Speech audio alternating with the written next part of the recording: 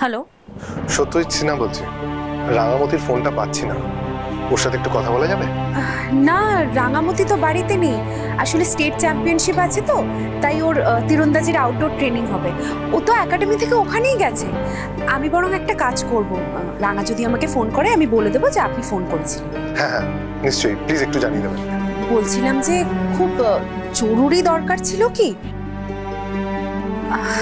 আসলে কি বলুন তো, আগেরবার যখন আপনার সঙ্গে ওই ক্রিমিনালদের ধরতে সাহায্য করেছিল তখন আমাদের বাড়িতে খুব বড় একটা অশান্তি হয়েছিল।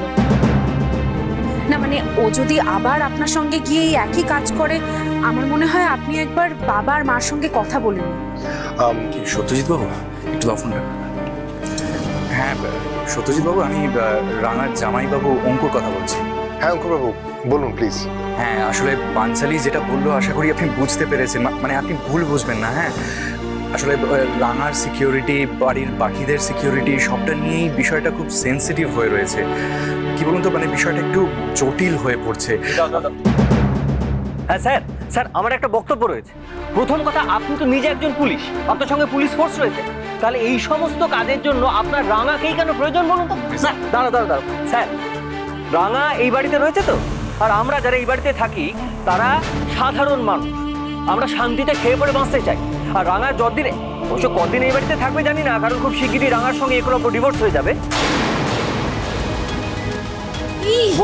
বলতে দে শুনুন, এই ডিভোর্সের পর রাঙা তো এই বাড়ি থেকে বিদায় হয়ে যাবে।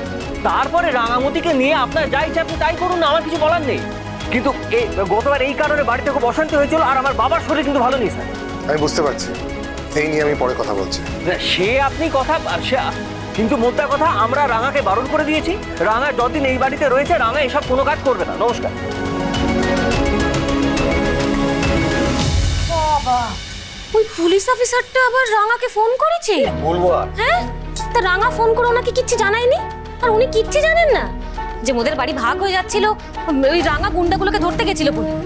আচ্ছা, এই রাত্রিবেলা কি রাঙা তীর-ধনুক চালিয়ে গুন্ডাগুলোকে ধরতে যাবে নাকি?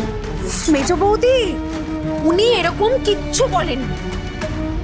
হয়তো রাঙাকে ফোনে পাননি বলে এখানে ফোন করেছেন, হয়তো এমনি ফোন করেছেন। আরে তুই পুলিশকে চিনিস না, পুলিশের লোক এমনি এমনি কোনো কাজ করে না।